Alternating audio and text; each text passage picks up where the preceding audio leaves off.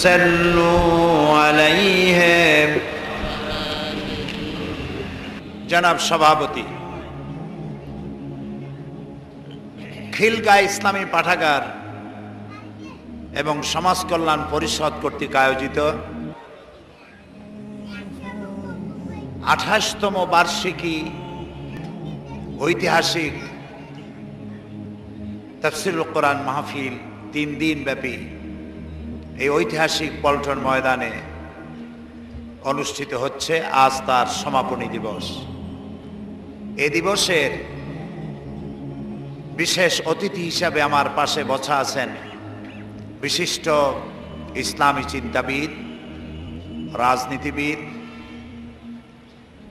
সাংবাদিক, ইসলামী বুদ্ধিজীবী, জামাত ইসলামী বাংলাদেশের সম্মানিত সহকারী সেক্রেটারি জেনারেল জনাব আলহাজ কামারুজ্জামান সাহেব, হাজারাত ওলামায়ে কেরাম, উপস্থিত প্রিয় দিনদার ইমানদার ভাইয়েরা, পর্দার আড়ালের মা এবং বোনেরা, আসসালামু আলাইকুম ওয়া রাহমাতুল্লাহি তাআলা ওয়া বারাকাতুহু। আমরা আল্লাহ রাব্বুল ইজ্জাত ওয়াল জালাল তার দরবারে শুকরগুজার হচ্ছি যে মহান আল্লাহ তাআলা আমাদেরকে আজ কোরআনে কারীমের আলোচনা শোনার জন্য এই পল্টন মাঠে উপস্থিত হওয়ার তৌফিক এনায়েত করেছেন। সে আল্লাহ তাআলার দরবারে শুকরগুজার হচ্ছি। আমরা সকলে পড়ছি আলহামদুলিল্লাহ। আপনারা এই মাহফিলে উপস্থিত হতে পেরে বেজার না খুশি? অল্প না বেশি? আলহামদুলিল্লাহ, কিন্তু সেরকম বেশি আওয়াজে বলেন নাই। এই পাশেই হচ্ছে স্টেডিয়াম। এখানে যখন ফুটবল খেলা হয়, ফুটবল খেলার হাকিকত হচ্ছে লাথির কম্পিটিশন।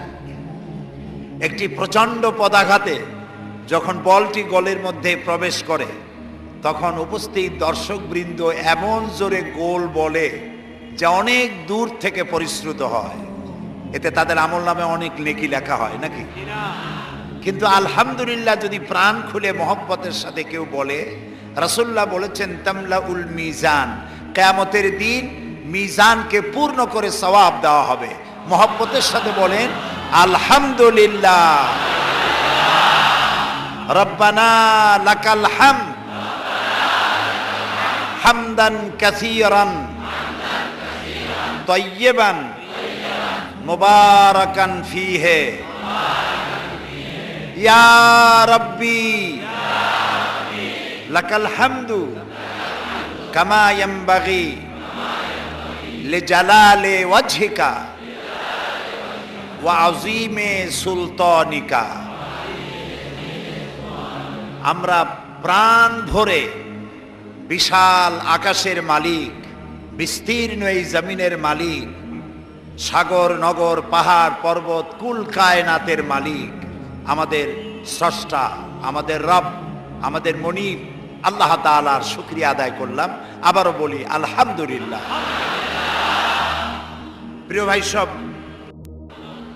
হযরতে লোকমান বলছেন ইয়া বুনাইয়া আকিমিস সালাতা ওয়া আমুর বিল মা'রুফ ওয়ানহা আনিল মুনকার ওয়াসবির আলা মা আসাবাক ইন্না যালিকা মিন আজমিল উমুর।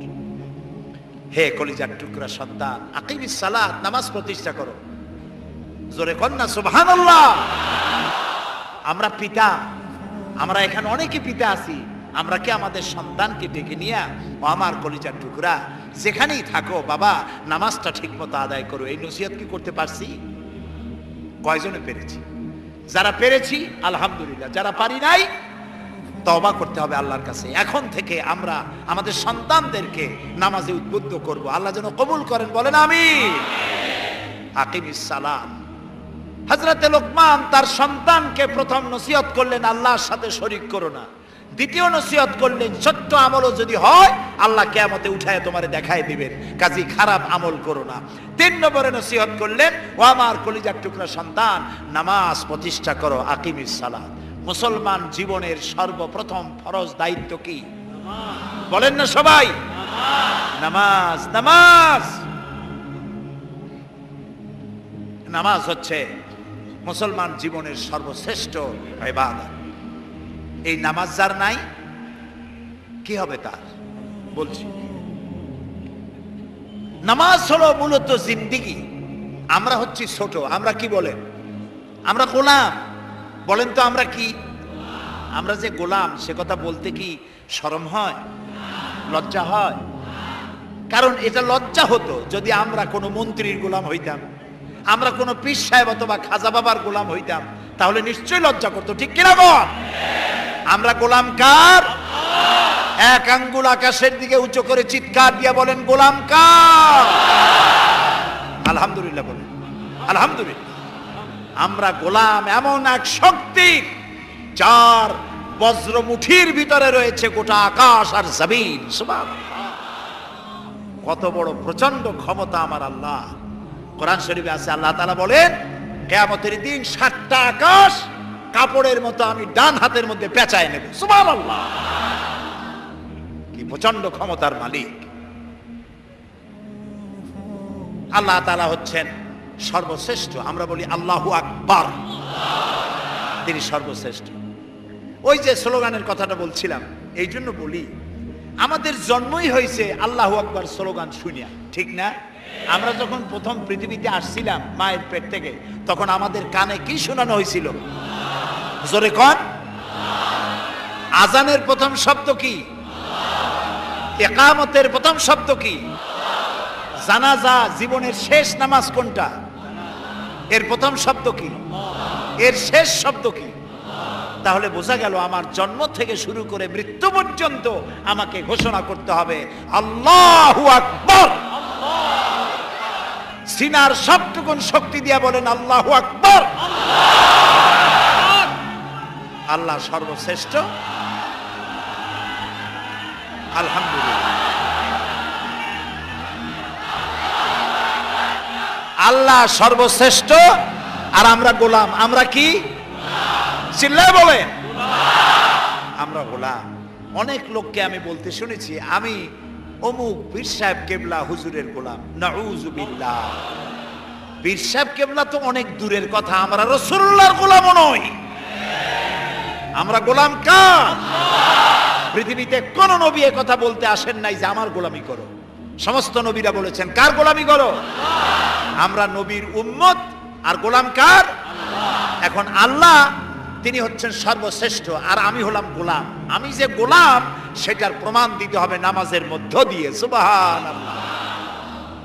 আমাকে ছোট করার জন্য প্রত্যেক মানুষের মধ্যে কিছুটা অহংকার, ফখর, কিবর, প্রত্যেকটা মানুষের মধ্যে কিছু না কিছু থাকতে পারে। আল্লাহ আমাদেরকে মাফ করুন, বলি আমি। জাররা পরিমাণ, সরিষা পরিমাণ কিবর, অহংকার যদি কারো দিলের মধ্যে থাকে, আল্লাহ জান্নাতে যেতে পারবে না। আল্লাহ তাআলা বলেছেন, আল কিবরিয়াউ রিদাই, অহংকার আমার চাদর। সুবহানাল্লাহ। যে ব্যক্তি মানুষ হয়ে অহংকার করে সেজন্য আমার চাদর নিয়ে টানাটানি করে। নাউযুবিল্লাহ। অনেক লেখাপড়া জানো, তাই তোমার অহংকার। ইংরেজিতে কথা কইতে পারো, সেইটা তোমার অহংকার। লন্ডন আমেরিকায় যায় দেখো, যারা জুতা সাফ করে তারাও ইংরেজিতে কথা কয়। আরবিতে কথা বলতে পারো, সেই অহংকার। আরব বিশ্বে যায় দেখো, যারা রাস্তা ঝাড়ু দেয় তারাও আরবিতে কথা কইতে পারে। সুতরাং শিক্ষার অহংকার, লেখাপড়ার অহংকার, বংশের অহংকার, ক্ষমতার অহংকার, কোন অহংকার করো না।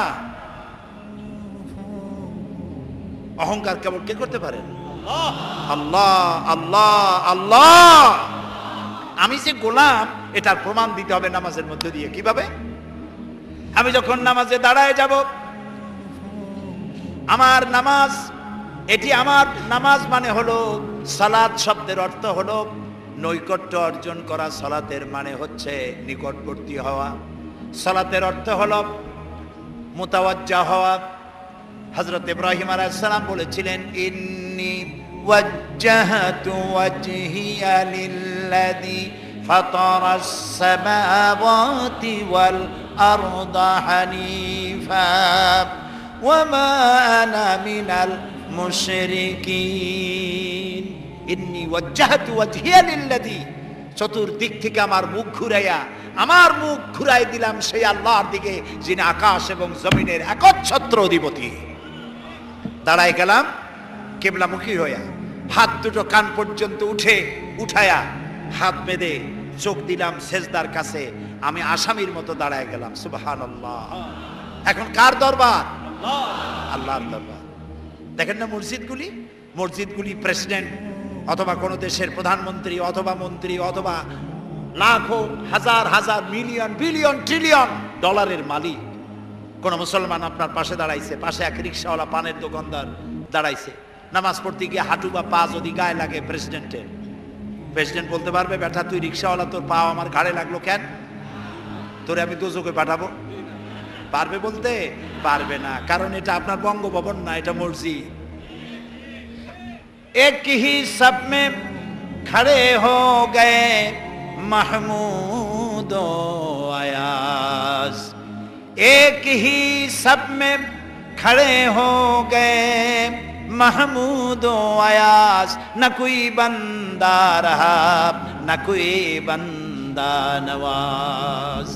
एक ही কাতারে সম্রাট মাহমুদ আর তার ভৃত্য আয়াজ দাঁড়ায় গেছে। এখন ভৃত্যও নাই, এখন সম্রাটও নাই, দুজন আল্লাহর গোলাম হয়ে গিয়েছে। আমি যখন দাঁড়ালাম তখন আমি আল্লাহর গোলাম হয়ে গেলাম। রুকুতে যখন গেলাম আমার অহংকার শেষ। সেজদা যখন দিলাম তখন মাটির সাথে আমার অহংবোধকে মিটাই দিলাম। এই কপাল সৌভাগ্যের প্রতীক, আর এই নাক মর্যাদার প্রতীক। কথা বুঝেন? নাক সম্পর্কে লোকেরা বলে যে ভাই আমার তো নাক কাটা গেছে। কেমনে? এই মেয়েতে এমন কাম করছে, বাইতে এমন কাম করছে, নাক কাটা গেছে। আসলে কি নাক কাটা গেছে নাকি? কেন বলে? মর্যাদা খাটো হয়েছে, সেই জন্য বলে নাক কাটা গেছে। লোকেরা কয় ভাই আমার তো কপাল পুড়ছে। আগুন লাগছিল, পুড়লো কেমনে? অর্থাৎ ভাগ্য খারাপ হয়ে গেছে। কপালটাকে ধরা হয় ভাগ্যের প্রতীক, আর নাকটাকে ধরা হয়। এখন যদি কোনো মুসলমান তার ভাগ্যকে সুপ্রসন্ন করতে চায় আর তার মর্যাদা যদি দুনিয়া আখিরাতে বাড়াতে চায়, তাহলে দৈনিক 5 বার কপাল আর নাক দিয়ে আল্লাহর দরবারে সেজদা দিয়ে দিতে হবে, গোলামে পরিণত হয়ে যেতে হবে। আল্লাহ ভাগ্য ভালো বানাবেন, মর্যাদাও দিয়ে দিবে। হযরতে মূসা আলাইহিস সালাম পৃথিবীতে এলেন, নবুয়ত যেই দিন পেলেন সেই দিনই আল্লাহ তাকে নামাজ ফরজ করে দিলেন। সুবহানাল্লাহ। সূরা তাহার মধ্যে আল্লাহ তাআলা বলেন, ইন্নানি আনাল্লাহ লা ইলাহা ইল্লা আনা ফা'বুদুনি ওয়া আকিমিস সালাতা লিযিকরি। ইন্নানি আনাল্লাহ, নিশ্চয়ই আমি আল্লাহ, নিশ্চয়ই আমি আল্লাহ। লা ইলাহা ইল্লা আনা, আমি ছাড়া কোনো ইলাহ নাই। ফা'বুদুনি, অতএব আমার ইবাদত করো, আমার দাসত্ব করো। ওয়া আকিমিস সালাতা লিযিকরি, আর আমার শরণার্থে নামাজ কায়েম করো। সুবহানাল্লাহ। সুতরাং এই নামাজ আল্লাহ তাআলা শিখাচ্ছেন। বলো, কে বলতেছেন? আল্লাহ তাআলা বলছেন, বলো কুল ইন্না সালাতি ওয়া নুসুকি ওয়া মাহইয়ায়া। জানেন না? জানেন? বলা ছেড়ে দিয়ে পুরুষের মতো পড়েন। কুল ইন্না সালাতি ওয়া নুসুকি ওয়া মাহইয়ায়া ওয়া মামাতি লিল্লাহি রাব্বিল আলামিন। আল্লাহ তাআলা বলেন, বলো নিশ্চয়ই আমার নামাজ, আমার কুরবানি, আমার হায়াত আর আমার মত সবকিছু আল্লাহ রাব্বুল আলামিনের জন্য নিবেদিত। যে ব্যক্তি নামাজ পড়ে না, মুসলমান দাবি করার কোনো হক নাই, কোনো অধিকার নাই।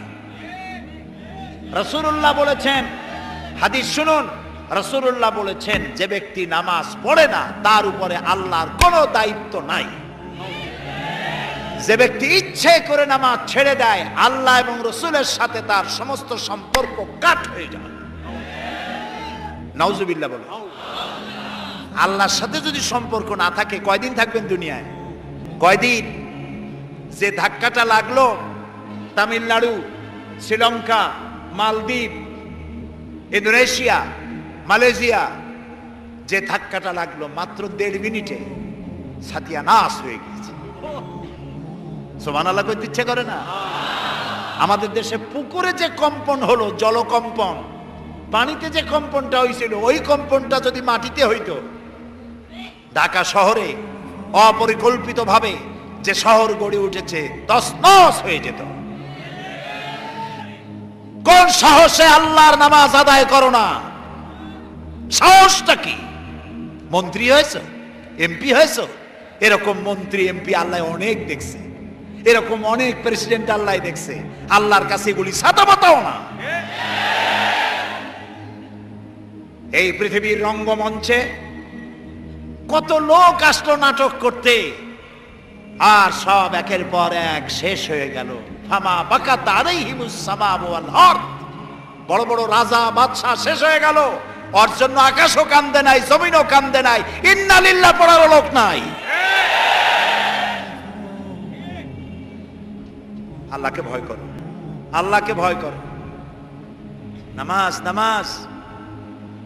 মান তারাকা সালাতাম মুতাআম্মিদান ফাকাদ কাফারা, ইচ্ছে করে যে নামাজ ছেড়ে দিল কাফের হয়ে যাবে। প্রিয় উপস্থিতি, যুবকদের বলি, তরুণদের বলি, তরুণী আজকে আমাদের টার্গেট। তরুণরা আসো ইসলামের দিকে। তোমাদেরকে যারা লাঠিয়াল বাহিনী হিসাবে ব্যবহার করে, এদের মুখে থুতু নিক্ষেপ করে বেরিয়ে আসো, রাসূলের কাতারে শামিল হয়ে যাও।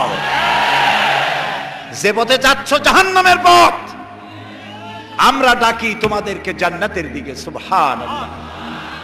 নামাজ, নামাজ।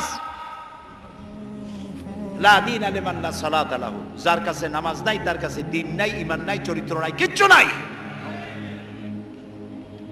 একজন লোক ইসলাম কবুল করার সাথে সাথে তার প্রথম দায়িত্ব, প্রথম ফরজ কি? নামাজ। প্রথম ফরজ নামাজ। আপনি সেজদা দিবেন না, আপনি মুসলমান না।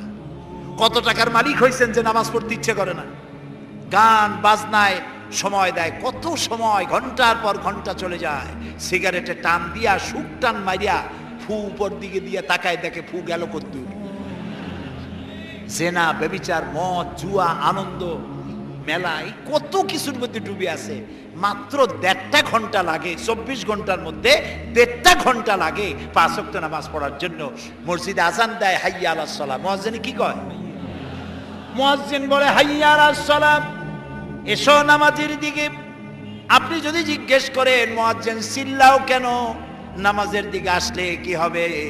মুয়াজ্জিন দ্বিতীয় পংক্তিতে বলে হাইয়া আলাল ফালাহ, এসো কল্যাণের দিকে। নামাজ পড়লি তোমার কল্যাণ হবে, মঙ্গল হবে, কপাল খুলে যাবে, তোমার ভাগ্য খুলে যাবে। আল্লাহর সেজদা দাও। সমস্ত নবী ইন্তেকালের সময় সব নবীরা উম্মতির জন্য নামাজের কথা বলে গিয়েছেন। প্রিয় ভাই, সব নামাজ, যত ইবাদত আমরা করি, রোজা করি, যাকাত দেই, হজ করি, এ সব আল্লাহ দুনিয়ায় দিয়েছেন। নামাজের এত বড় গুরুত্ব যে আল্লাহ রাব্বুল আলামিন এই নামাজকে, আল্লাহ তার নবীকে আরশে আজিমে ডেকে নিয়ে নামাজ উপহার দিয়েছে। গুরুত্ব কি কম না বেশি? কয় ওয়াক্ত দিছিলেন আল্লাহ? মনে আছে? 50 ওয়াক্ত। মুসা আলাইহিস সালামের সাথে দেখা হলো, তিনি জিজ্ঞেস করলেন, ইয়া রাসূলুল্লাহ, আল্লাহ আপনারে কি দিল উপহার? তিনি বললেন, আমারে আল্লাহ 50 ওয়াক্ত নামাজ দিছে। রাসূলুল্লাহ হযরত মুসা আলাইহিস সালাম বললেন, আপনার উম্মতে 50 ওয়াক্ত নামাজ পড়তে পারবে না, খুব কষ্ট হবে, আপনি আল্লাহরে কোন যেন কমায় দেয়। তিনি গেলেন, আল্লাহ তাআলা 10 ওয়াক্ত কমায় দিলেন। আবার আসলেন, আবার মুসা আলাইহিস সালাম একই কথা বললেন, আবার গেলেন, কমাইতে কমাইতে 5। মুসা আলাইহিস সালাম বললেন, এই 5 ওয়াক্ত হয়তো পারবে না, আপনি আরো কমান। রাসূলুল্লাহ বললেন মুসা আলাইহিস সালামকে যে আমার পক্ষে আর সম্ভব না, আল্লাহ আমারে দিতে চায় আর আপনি খালি কোন কমান।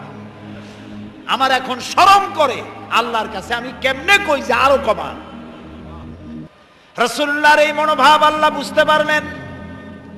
আল্লাহ রাব্বুল আলামিন বলেন, আমার নবী, আমি তো 50 ওয়াক্তই দিয়েছিলাম, আপনার কনসেশনের দাবিতে আমি কমাতে কমাতে 5 ওয়াক্তই দিয়ে দিলাম, কিন্তু আমি তো বলেছি 50 ওয়াক্তের কথা। আমার যে মুমিন বান্দা 5 ওয়াক্ত নামাজ সঠিকভাবে আদায় করবে, আমি রব্বুল আলামিন 50 ওয়াক্তেরই সওয়াব দিয়ে দেব। তো যে ব্যক্তি 5 ওয়াক্ত নামাজ পড়লো সে গেইন করলো কত ওয়াক্ত? জোরে বলেন। 5 ওয়াক্ত যে আদায় করলো 50 ওয়াক্ত গেইন করলো, আর যে 5 ওয়াক্ত আদায় করলো না 50 ওয়াক্ত লস করলো। এবার বলেন ভাইরা, শয়তান আল্লাহর হুকুম নষ্ট করছিল কয়টা? বলেন। মাত্র একটি হুকুম লঙ্ঘন করেছিল শয়তান, নাম ছিল ইবলিস। হয়ে গেল কি? শয়তান। কন্যা কি হইল? জম্মের মতো শয়তান হয়ে গেল একটা হুকুম লঙ্ঘন করে। এবার বলেন তো 5 ওয়াক্ত নামাজের মধ্যে আল্লাহর হুকুম কয়টা? কি কয়? 5 ওয়াক্ত নামাজে আল্লাহর হুকুম 17টা। বলেন না কয়টা? শয়তানে সারা জীবন একটা হুকুম লঙ্ঘন করেছে। আর যে মুসলমান নামধারী দৈনিক 5 ওয়াক্ত নামাজ নষ্ট করে, সে আল্লাহর 17টা হুকুম লঙ্ঘন করে প্রতিদিন। শয়তান তাকে দূরের থেকে সেলুট মারে, বাবা তুমি আমার বাপ না, তুমি আমার দাদা। কারণ একটা হুকুম লঙ্ঘন করে আমি হইছি শয়তান, আর তুমি দৈনিক 17টা হুকুম ভাঙবো আল্লাহ, তোমার উপরে তো গজব হবে। শয়তান এই জন্য ওই ট্রাকের পিছনে লেখা আছে না, বিপদ মুক্ত দূরত্ব বজায় রেখে চলুন। শয়তান ও বেনামাজি থেকে বিপদ মুক্ত দূরত্ব বজায় রেখে চলে। কোন ফাঁকে ওর গপরে গজব হয় সে ভয়তে শয়তান তার থেকে দূরে থাকে। শয়তানের চাইতেও নিকৃষ্ট যে মুসলমান নামাজ পড়ে না। মুসলমান ভাইরা, হযরত লোকমান তার সন্তানকে ছোট্ট অবস্থায় বলতেছেন, বাবা ও আমার কলিজার টুকরা, নামাজ ছেড়ে দিও না। সুবহানাল্লাহ কর। আজকে বাড়ি যাইয়া বউরে, ছেলেরে, মেয়েরে নামাজের কথা বলবেন? বলবেন নামাজের কথা? আল্লাহর নবী ইন্তেকাল করবেন, তার 5 দিন আগে প্রচন্ড জ্বর হলো রাসূলুল্লাহ। এই প্রচন্ড জ্বরে তিনি কখনো হুঁশে আসেন, কখনো বেহুশ হয়ে যান। যেদিন ইন্তেকাল করবেন সেদিন তিনি মসজিদে নববীতে প্রবেশ করলেন, মেম্বরের উপরে দাঁড়িয়ে বললেন, আল্লাহ রাব্বুল আলামিন এই পৃথিবীতে তার এক বান্দাকে জাগতিক সব সম্পদ দিতে চেয়েছিলেন, কিন্তু তিনি সমস্ত সম্পদকে উপেক্ষা করে আল্লাহর সঙ্গে দিদার করা পছন্দ করেছেন। কেউ কিছু বুঝলো না। হযরতে আবু বকর কাঁদতে থাকলেন। লোকেরা মনে করলো তিনি এত কাঁদেন কেন, রাসূল কার না কার কথা বলেছেন। কিন্তু কেন বয়োবৃদ্ধ হযরত আবু বকর বুঝতে পেরেছেন তামাম পৃথিবীর সব সম্পদ আল্লাহ তো তার রাসূলকেই দিতে চেয়েছিলেন। নবীজি সবগুলিকে উপেক্ষা করে আল্লাহর সঙ্গে দিদার করা পছন্দ করেছেন। তার মানে হলো অল্প সময়ের ভিতরে, অল্প দিনের ভিতরে তিনি আমাদেরকে এতিম করে শোক সাগরে ভাসিয়ে চলে যাবেন। যেদিন ইন্তেকাল করবেন ওই রাতে ইশার নামাজের সময় অনেকক্ষণ অপেক্ষা করলো সাহাবায়ে কেরাম। রাসূলুল্লাহ যেতে পারেন নাই, তিনি বেহুশ ছিলেন। কিছুক্ষণ পরে রাসূলের যখন হুঁশ এলো, তিনি প্রশ্ন করলেন, আয়েশা মসজিদে নববীতে এখন কি হচ্ছে? তিনি বললেন, লোকেরা আপনার অপেক্ষা করে আপনাকে না পাইয়া আমার বাবার ইমামতিতে সাহাবীরা নামাজ পড়তেছেন। কিন্তু সাহাবীরা সবাই কাঁদতেছেন।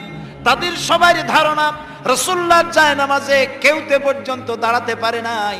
আজ যখন রাসূল নাই, আবু বকর এসে দাঁড়িয়েছেন, বোঝা গেল রাসূলের পেছনে নামাজ পড়া আমাদের কিসমতে আর হবে না।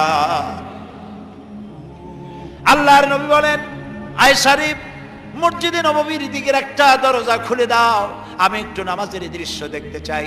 দরজা খুলে দেওয়া হলো।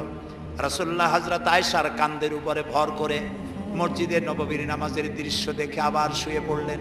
হযরত আয়েশা লক্ষ্য করে দেখেন নবীজির চোখের কোনা বেয়ে পানি টপ টপ করে পড়ছে। হযরত আয়েশা প্রশ্ন করলেন, ইয়া রাসূলুল্লাহ নামাজের দৃশ্য দেখে কাঁদেন কেন? নবীজি বললেন, আয়েশা জানো না, এটা কোনো দুঃখের কান্না নয়, এটা আমার তৃপ্তির পানি, আমার সুখের কান্না। এই নামাজের জামাতকে কায়েম করার জন্য তায়েফের ময়দানে অনেক রক্ত আমার ঝরেছে, সাহাবায়ে কেরাম জীবন দিয়েছেন, উহুদের মাঠে দান দান শহীদ হয়েছে। সেই কষ্টের পর যে জামাত আমি দেখতে পেলাম, আমার ভবিষ্যতের চিত্র চোখের সামনে ভেসে উঠল। আমার মনে হলো কিয়ামত পর্যন্ত আমার উম্মতের এভাবে নামাজ আদায় করবে। রাসূলুল্লাহ আবার বেহুশ হয়ে বললেন, আজ আর সাহাবীরা কেউ মসজিদ থেকে চলে যান না। সবাই মসজিদ নববীতে অপেক্ষা করছেন কখন দুঃসংবাদ আসে, সবাই কাঁদতেছেন। রাসূলুল্লাহর হুঁশ এলো গভীর রাত্রে, লক্ষ্য করে দেখেন মসজিদে নববী থেকে কান্নার গুঞ্জরণ হচ্ছে। ঘরের ভিতরে সবাই কান্দে, হযরত ফাতেমা সব থেকে বেশি কাঁদছেন। রাসূলুল্লাহ ফাতেমাকে কাছে ডাকলেন, কানে কানে কি যেন বললেন, কান্না বন্ধ হয়ে গেল। রাসূলুল্লাহ আবার বেহুশ হলেন। হযরত আয়েশা ফাতেমাকে কাছে ডেকে নিয়ে বললেন, ফাতেমা গো, তোমার আব্বু তোমারে কি বললেন যার জন্য কান্না বন্ধ হয়ে গেল? হযরত ফাতেমা বলে, আম্মা, আমার আব্বা আমার কানে কানে বললেন, ফাতেমা গো, আমার সব সহ্য হয়, তোমার চোখের পানি আমি সহ্য করতে পারছি না, তুমি কেঁদো না। আমি তোমার সুসংবাদ দেই, আমার ইন্তেকালের পরে সবার আগে তোমার সাথে আমার দিদার হয়ে যাবে। হযরত ফাতেমা বলেন, আম্মাজি, আমি এই কথার দ্বারা বুঝতে পেরেছি আব্বার ইন্তেকালের পর আত্মীয় স্বজনের ভেতরে সকলের আগে আমার মউত হবে, আর আমার সম্মানিত পিতার সঙ্গে আমার দিদার নসিব হয়ে যাবে। ফজরের রক্ত হলো, নবীজির হুঁশ এলো, তাকিয়ে দেখেন হযরতে জিবরাইল দাঁড়ানো। হযরতে জিবরাইল ডাক দিয়া বলেন, আসসালামু আলাইকা ইয়া রাসূলুল্লাহ, আসসালামু আলাইকা ইয়া হাবিবাল্লাহ, ইন্নাল্লাহা ইয়াকরাউকাস সালাম। হে আল্লাহর রাসূল, আল্লাহ আপনাকে সালাম বলেছেন, আর আল্লাহ জানতে চেয়েছেন আপনি কেমন আছেন, যদিও তিনি সবই জানেন। রাসূলুল্লাহ বললেন, জিবরাইল, আমি খুব কষ্টে আছি, ইতিপূর্বে এত কষ্ট আমার কখনো হয় নাই, খুবই কষ্টের মধ্যে আছি। হযরত জিবরাইল বলেন, ইয়া রাসূলুল্লাহ, আজকে একজন নতুন ফেরেশতা আমি সাথে করে নিয়ে এসেছি। আমার পিছনের দিকে তাকায় দেখেন, এই নতুন ফেরেশতা পৃথিবীতে কারো কাছে অনুমতি চায় না, তার কাছে আসার জন্য, আপনার কাছে আসার জন্য সে আজ অনুমতি ভিক্ষা চায়। তার নাম হযরতে মালাকুল মউত। হযরতে মালাকুল মউত বলেন, ইয়া রাসূলুল্লাহ, আমাকে আল্লাহ পাঠাবার সময় বলে দিয়েছেন আমি যেন আপনার কাছে অনুমতি চাই। আপনার জান কবজের জন্য পৃথিবীতে কারো জান কবজের জন্য অনুমতির প্রয়োজন হয় নাই, আর কোনোদিন হবেও না। আপনাকে অনুমতি নিতে বলা হয়েছে। রাসূলুল্লাহ বললেন, মালাকুল মউত, আমি যদি অনুমতি না দেই কি হবে? মালাকুল মউত বলছেন, আমাকে ফিরে যাওয়ার জন্য নির্দেশ করা হয়েছে। হযরতে জিবরাইল বলেন, ইয়া রাসূলুল্লাহি, অথচ আল্লাহ রাব্বুল আলামিন আপনার দিদারের ইন্তজার করতেছে। রাসূলুল্লাহ বললেন, মালাকুল মউত, তুমি তোমার ডিউটি পালন করো, জান কবজ শুরু করে দিতে পারো। হযরতে মালাকুল মউত রাসূলের কাছে এসে জান কবজ শুরু করে দিল। আল্লাহর নবী আজ বিদায় হয়ে যাবেন।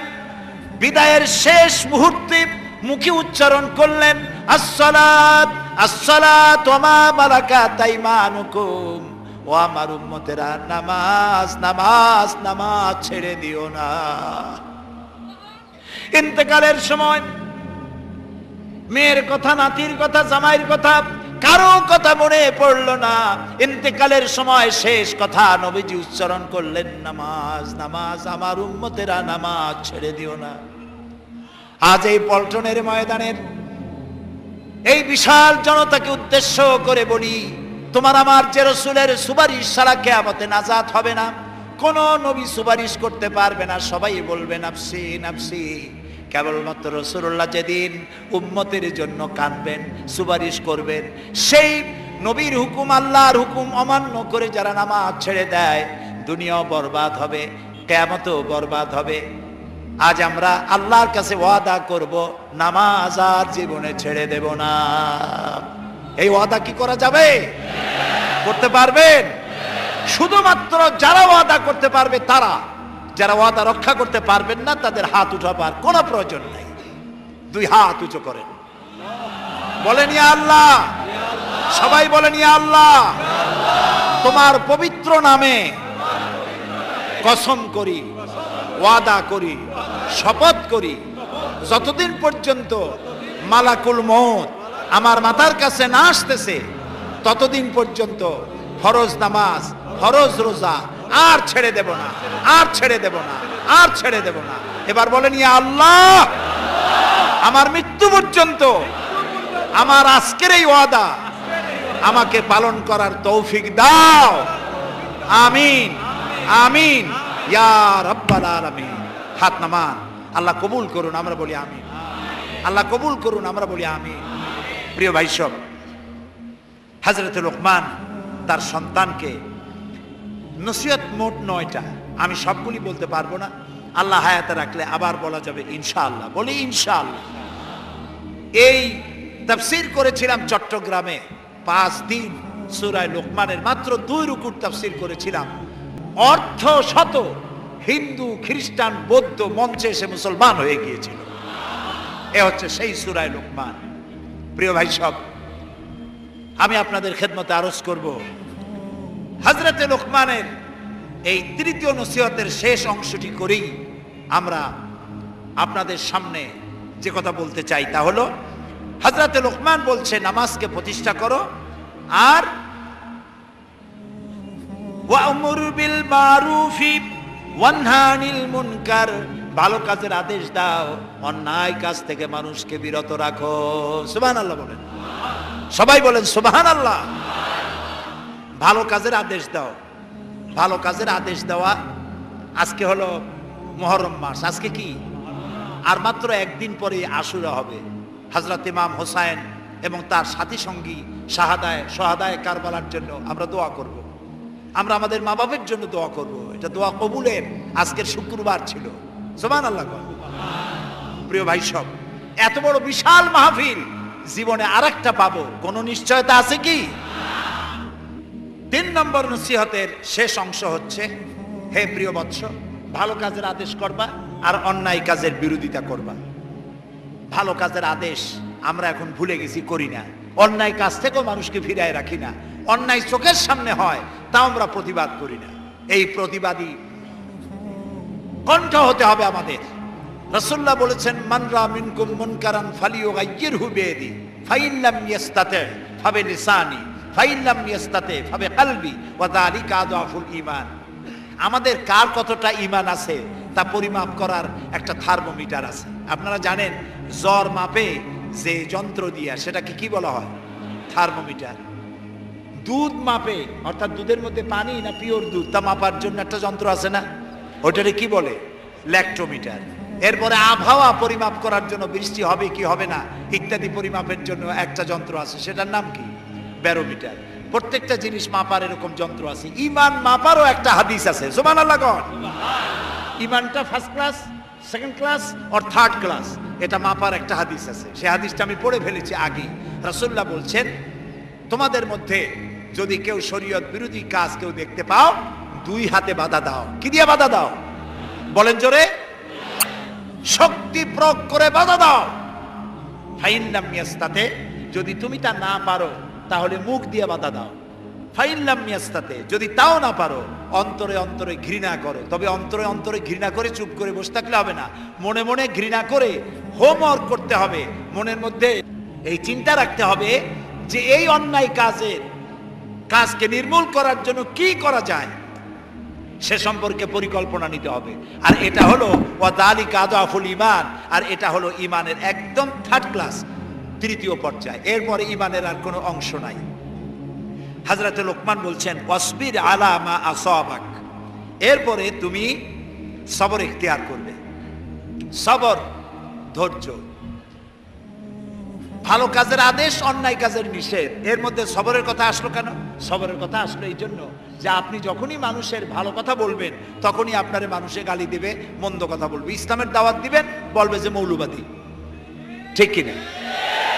এখন তো কিছু দল আছে আমাদের দেশে, মৌলবাদ আর সাম্প্রদায়িক ছাড়া আর কিছু চোখেই দেখে না, খালি কয় মৌলবাদ মৌলবাদ মৌলবাদ মৌলবাদ।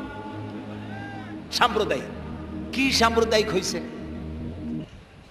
মৌলবাদ কি হইছে? ইসলাম পালন করলে, নামাজ রোজা করলে যদি মৌলবাদ হয়, তাহলে যারা গালি দেয় ওরা যদি নামাজ পড়ে তো ওরাও তো মৌলবাদী। সাম্প্রদায়িক কি হয়েছে? কেন সাম্প্রদায়িক করেন? বাংলাদেশে কি সাম্প্রদায়িকতা বলতে কিছু আছে? এই দেশেও যদি বলে সাম্প্রদায়িক সম্প্রীতি নাই, তাহলে সাম্প্রদায়িক সম্প্রীতি আছে কোন দেশে? ওই দেশের নামটা আমরা শুনতে চাই।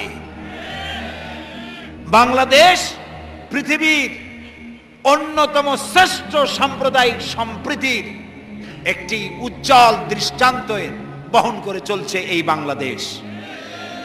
আমরা 1947 সনে একবার স্বাধীন হয়েছি, আবার 71 সনে পূর্ণাঙ্গ স্বাধীনতা লাভ করেছি, ঠিক না ভাই? ওই একই 47-এ ভারতও স্বাধীন হয়েছে, আমরাও স্বাধীন হয়েছি। আমাদের দেশে 47 থেকে নিয়ে এই পর্যন্ত সাম্প্রদায়িক দাঙ্গা, কমিউনাল রায়ট, ধর্মীয় মারামারি, হিন্দু মুসলমানে সাম্প্রদায়িক মারামারি, খুনাখুনি হয়েছে বলেন? হয়ে থাকলে কোথায় হয়েছে বলেন?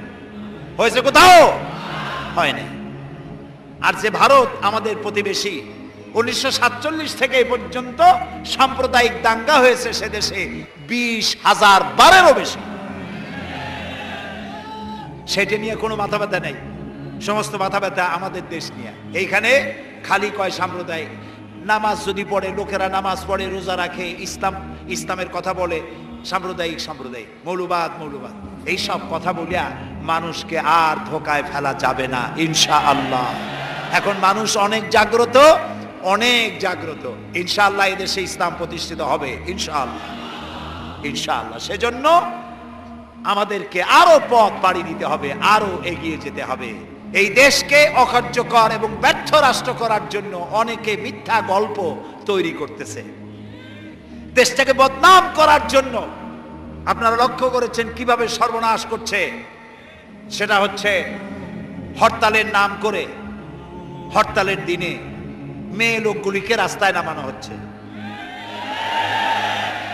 এই যুবতী মেয়ে লোকগুলি তারা রিক্সা লাথি দিয়ে জাম করে উঠে ফ্লাইং কিক মারতেছে রিক্সার উপরে, কি এক বাংলা কইয়া, তারপরে ইট মারতেছে পাথরের উপরে, কি বলে, বাসের উপরে আগুন জ্বালায় দিতেছে, রিক্সার আরোহী নামাইয়া মেয়ে লোকেরা থাপড়াইতেছে।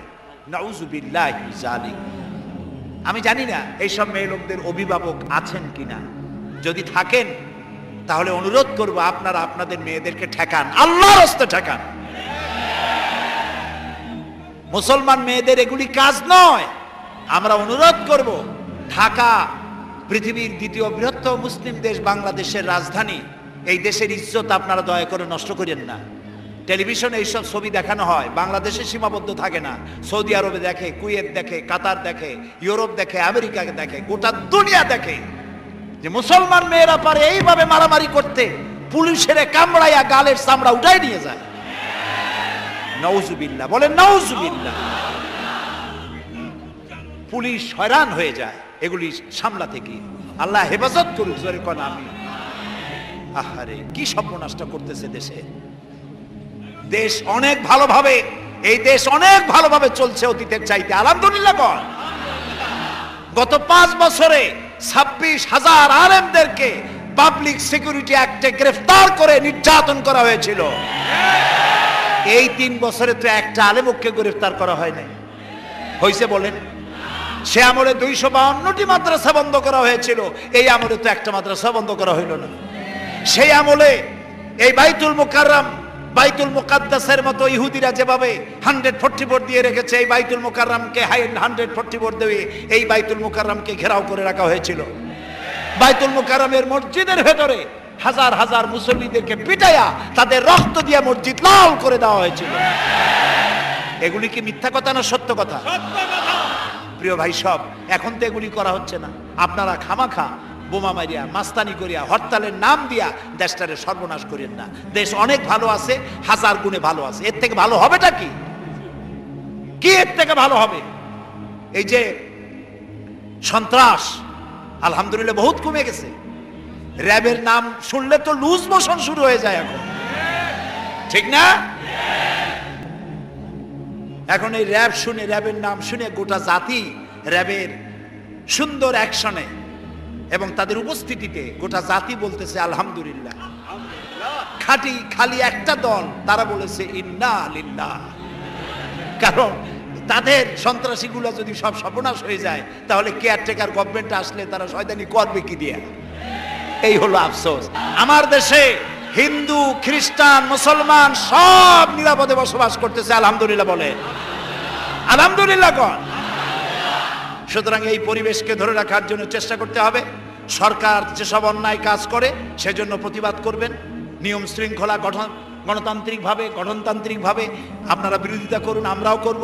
অন্যায় কিছু করলে নিশ্চয়ই করব, 1000 বার করব। যেভাবে চিৎকার করি পল্টনে, সরকার যদি শরীয়তের বিরুদ্ধে, ইসলামের বিরুদ্ধে কোনো পদক্ষেপ গ্রহণ করে, পার্লামেন্টেও গর্জন করে পার্লামেন্ট অচল করে দেবে।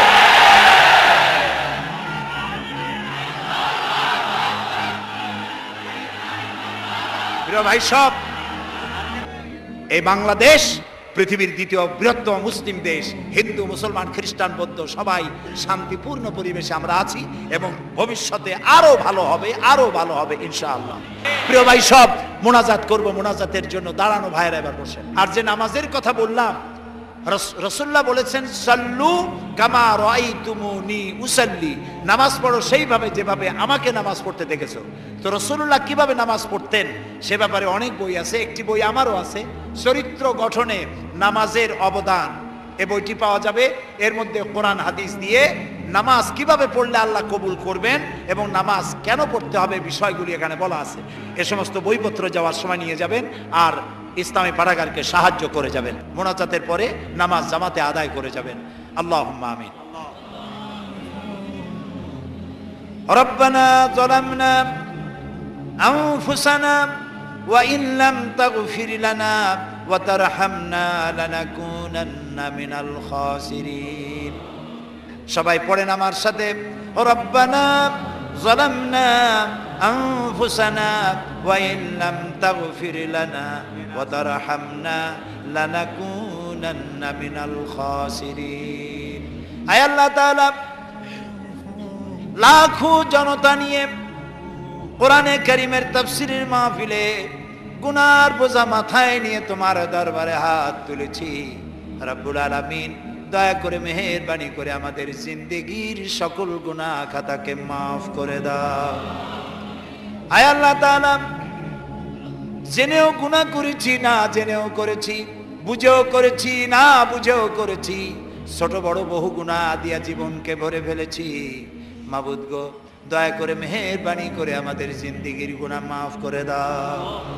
আয় আল্লাহ তাআলা, আমাদের মধ্য থেকে মা বাপ যাদের দুনিয়া থেকে বিদায় হয়ে গেছে, আল্লাহ তাআলা মা বাপের কবরগুলিকে জান্নাতের টুকরায় পরিণত করে দাও। রব্বুল আলামিন, আমাদের আব্বা জান যাদের মারা গেল, কত কষ্ট করে আমাদেরকে মানুষ করেছেন, লেখাপড়া শিখিয়েছেন, জায়গা জমি করেছেন, বাড়িঘর করেছেন, যাওয়ার সময় একদম খালি হাতে চলে গেছেন। বছরের পর বছর, যুগের পর যুগ চলে গেল, কবরের ভিতরে কোন হালতে আছে জানি না। আল্লাহ তাআলা, আমাদের বাপ জানজাত মারা গেছে, এই কবরটাকে জান্নাতের টুকরা বানাও। রব্বুল আলামিন, আমাদের জনম দুঃখিনী গর্ভধারিণী মা যাদের বিদায় হয়ে গেল, আল্লাহ তাআলা মা যাদের বিদায় হয়েছে, কবরটাকে বেহেশতের বাগান বানায় দাও। মা আমাদেরকে পেটে নিয়ে কত কষ্ট সহ্য করেছেন, ডেলিভারিতে কষ্ট বরদাস্ত করেছেন, 2-2.5 বছর পর্যন্ত বুকের দুধ খাওয়াইয়া মানুষ করেছেন। আল্লাহ তাআলা বিরক্ত হন নাই, মারধর করেন নাই। ওই মা যার বিদায় হয়ে গেল, কবরটাকে বেহেশতের টুকরা বানায় দাও। রব্বির হামহুমা কামা রব্বায়ানি সগীরা। সবাই পড়েন, রব্বির হামহুমা কামা রব্বায়ানি সগীরা।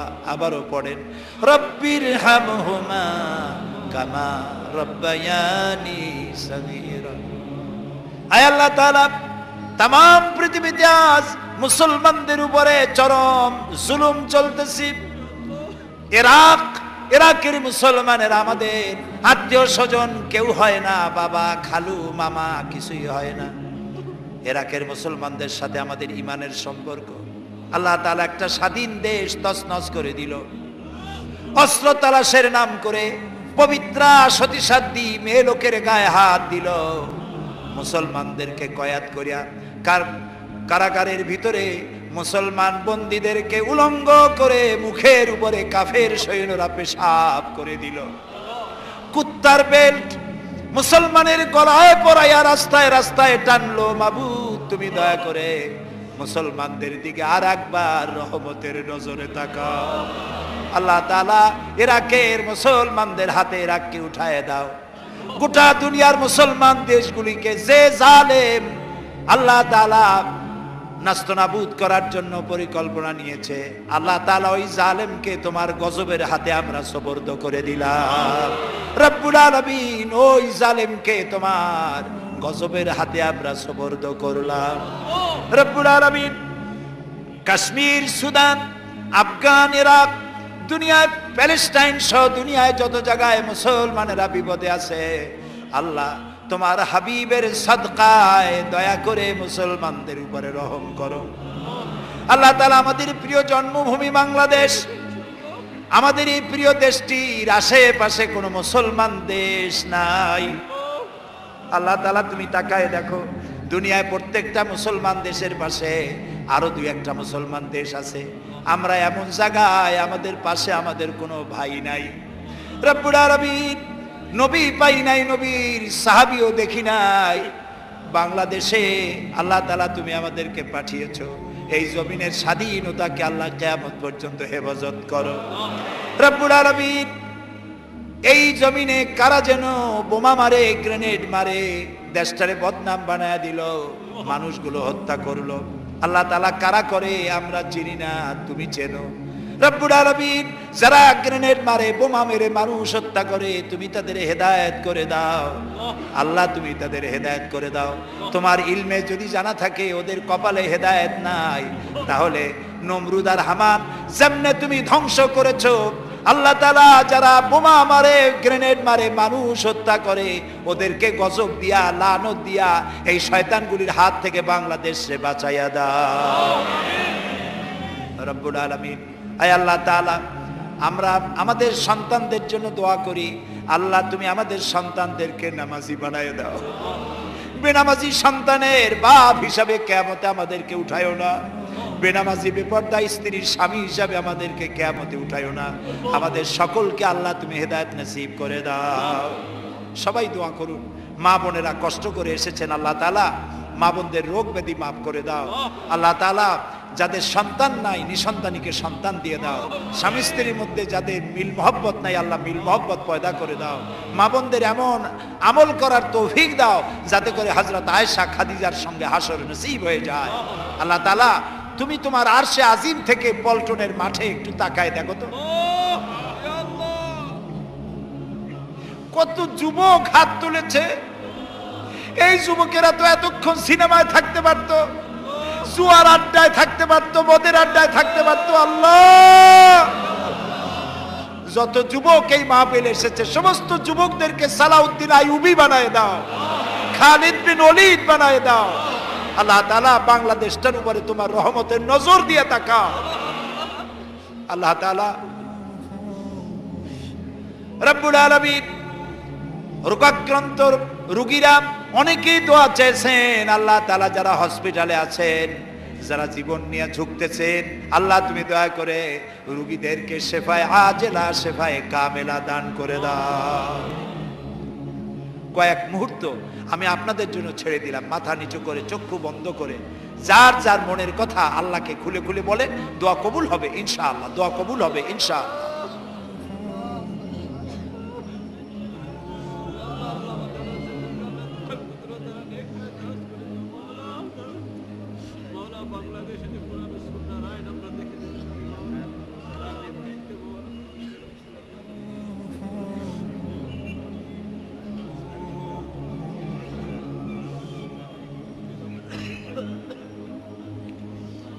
আল্লাহ তাআলা তোমার বান্দারা মনে মনে কে কি চাইলেন একমাত্র তুমিই শুনতে পেয়েছো। আহ জাতি হ্যায় ফলক পর রহম লানে কে লিয়ে, বাদলো হট যা দে দো রহম লানে কে লিয়ে। হে আল্লাহ তাআলা, আমরা যারা তোমার দরবারে হাত তুলেছি খালি হাতে ফেরত দিও না। আল্লাহুম্মা লা তারুদ্দানা খায়বিন, আল্লাহুম্মা লা তারুদ্দানা খায়বিন। আল্লাহ তুমি খালি হাতে একেবারে কিছু না দিয়ে আমাদেরকে ফেরত দিও না। আল্লাহ তাআলা আমাদের মধ্যে যারা হজ করে নাই, হজ করতে দিল চায়, আল্লাহ তাআলা তাদেরকে তোমার কাবা শরীফ চোখে দেখার তৌফিক দিয়ে দিও। রাসূলের রওজার কিনারে গিয়ে সালাম দেওয়ার তৌফিক দান করে দিও। আল্লাহ তাআলা তোমার দরবারে কি দিয়ে শুকর আদায় করব? যে ধাক্কা তুমি তামিলনাড়ু, মালয়েশিয়া, ইন্দোনেশিয়া দিয়েছো, ওই ধাক্কা বাংলাদেশে লাগলে আমরা তো শেষ হয়ে যাইতাম। আল্লাহ, গরিব দেশ, তুমি দয়া করে আসমানি জমিনি বালা মুসিবত থেকে বাংলাদেশটাকে হেফাজত করো আল্লাহ তাআলা। আমাদের দেশের ব্যবসায়ীদেরকে হালাল ভাবে ব্যবসা করার তৌফিক দান করে দাও। ব্যবসায় তুমি বরকত দান করে দাও। চাকুরিজীবীদেরকে হেদায়েত দান করে দাও।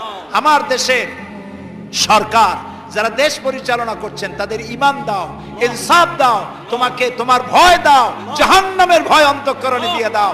মানুষের প্রতি যেন ইনসাফ করতে পারে, ওয়াদা পূরণ করতে পারে, তৌফিক দিয়ে দাও আল্লাহ তাআলা। আমাদের দেশের সেনাবাহিনী, আমার দেশের বিডিআর, আমার দেশের নৌবাহিনী, এয়ারফোর্স, আমার দেশের আনসার, আমার দেশের পুলিশ বাহিনী, আল্লাহ তাআলা যারা যেখানে আছে আইন শৃঙ্খলা রক্ষার কাজে নিয়োজিত, প্রতিরক্ষা কাজে নিয়োজিত, আল্লাহ তাআলা সকলকে দিন দাও, ঈমান দাও, চরিত্র দাও, নামাজি বানায় দাও। প্রশাসনিক দায়িত্বশীল যারা আছে সকলকে আল্লাহ তাআলা ঈমানে ভরপুর করে দাও আল্লাহ তাআলা। আল্লাহ তাআলা তুমি আমাদের দেশের খাল বিল নদী নালা ভরে মাছ দাও, আমাদের সমস্ত গাছ ভরে ফল দাও, আমাদের জমিন ভরা ফসল দাও, আর আমাদের সমস্ত মুসলমানদের কলিজা ভরা ঈমান দিয়ে দাও আল্লাহ তাআলা। আমরা এই বিশ্বাস নিয়ে হাত নামাচ্ছি যে তুমি দয়া করে আমাদের সব কথা শুনেছো এবং দয়া করে কবুল করেছো। রব্বানা তাকাব্বাল মিন্না ইন্নাকা আনতাস সামিউল আলিম ওয়া তুব আলাইনা ইন্নাকা আনতাত তাওয়াবুর রহিম। সুবহানা রাব্বিকা রাব্বিল ইজ্জাতি আম্মা ইয়াসিফুন ওয়া সালামুন আলাল মুরসালিন ওয়াল হামদুলিল্লাহি রাব্বিল আলামিন। ওয়াজআল আখিরা কালামিনা ইনদাল মাউত লা ইলাহা ইল্লাল্লাহু মুহাম্মাদুর রাসূলুল্লাহ। আসসালামু আলাইকুম ওয়া রাহমাতুল্লাহ। তাফসীরুল কুরআন মাহফিল পল্টনে আল্লামা সাঈদীর, পল্টনে আল্লামা সাঈদীর তাফসীরুল কুরআন মাহফিল, তাফসীরুল কুরআন মাহফিল, তাফসীরুল কুরআন মাহফিল, তাফসীরুল কুরআন মাহফিল, তাফসীরুল কুরআন মাহফিল। আল কোরআনের তাফসীর শুনে, আল হাদিসের তাফসীর শুনে জেনে নাও মঞ্জিল